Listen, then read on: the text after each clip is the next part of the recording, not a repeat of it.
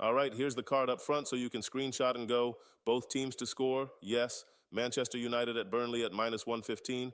Boston Celtics minus 9.5 at minus 110 versus Denver. San Antonio Spurs minus 7.5 at minus 110 versus the Lakers. And we roll in with momentum. Last slate was a lean sweep, 3-0 plus 3 units. Duke flipped a 9-point halftime hole into an 84-73 win.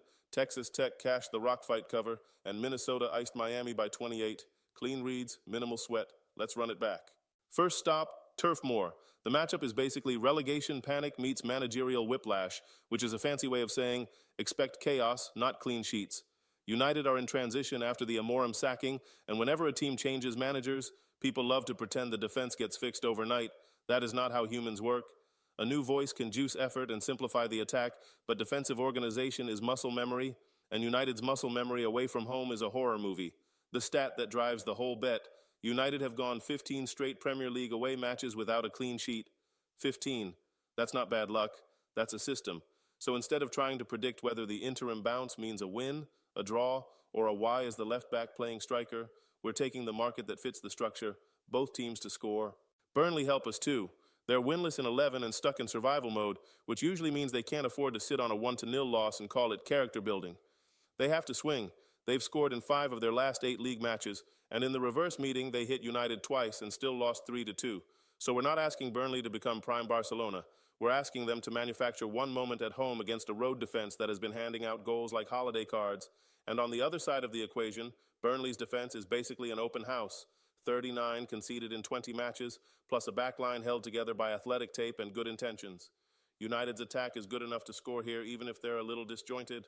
One more ingredient we like. Stuart Atwell is the referee, and he's averaging basically 5 yellows a game this season. More whistles means more set pieces and more box chaos.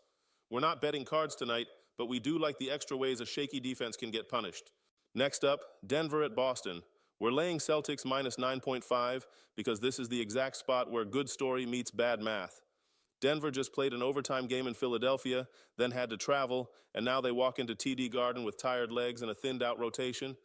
Those are the nights where jump shots come up short and closeouts arrive late, like they got stuck in traffic. Roster reality is the hammer. Without Nikola Jokic, Denver stops being Denver. Their net rating goes from plus 11.9 with him to roughly minus 9 without him. That swing isn't a dip, it's a cliff. It's what happens when your entire offense is built around one solar system and somebody turns the sun off. Boston, meanwhile, has been annoyingly functional without Jason Tatum. Jaylen Brown is flirting with 30 a night, Derek White keeps the whole thing organized, and the Celtics offense is still top tier. The way Boston wins this matchup is simple: pace, spacing, and depth. Make Denver defend in space, make them rebound multiple possessions, and by the middle of the third quarter, you get that familiar look from the road team like, so, when does the plane leave? The only real spread sweat is the classic NBA backdoor, but at minus 9.5, we're not asking for perfection. We're asking for Boston to do the logical thing against a tired opponent with a broken identity, build a lead early, win the bench minutes, and keep scoring even when the other team is negotiating with gravity. Now the closer, Lakers at Spurs, Spurs minus 7.5. This is not a fade LeBron and Luka because we're brave pick. This is a fade the schedule because we've met biology pick. The Lakers are on the second night of a back-to-back, on the road, traveling from New Orleans with an older core. That's already tough. Then you add the depth problem. They're missing key rotation pieces like Austin Reeves and Rui Hachimura. On no rest, those absences don't just hurt, they multiply. Every non-star minute becomes an adventure. San Antonio is built to punish that exact profile. They're younger, deeper, and they rebound like it's an obsession. Spurs are near the top of the league on the glass while the Lakers are near the bottom, and tired legs create short shots, which creates rebound margins, which creates Fox in transition. That's how favorites cover without needing a perfect shooting night. And then there's Wembanyama.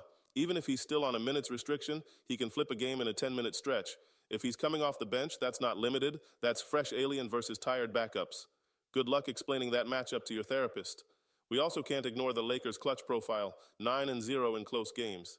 That's fun, but it's also the kind of thing that screams regression, especially on the road, on no rest, against a team that can win the rebounding and bench minutes.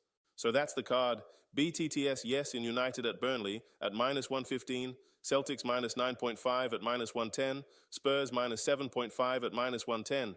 We stay disciplined, we shop the number, and we remember the goal is to bet edges, Not to emotionally adopt a team and start calling strangers we on social media.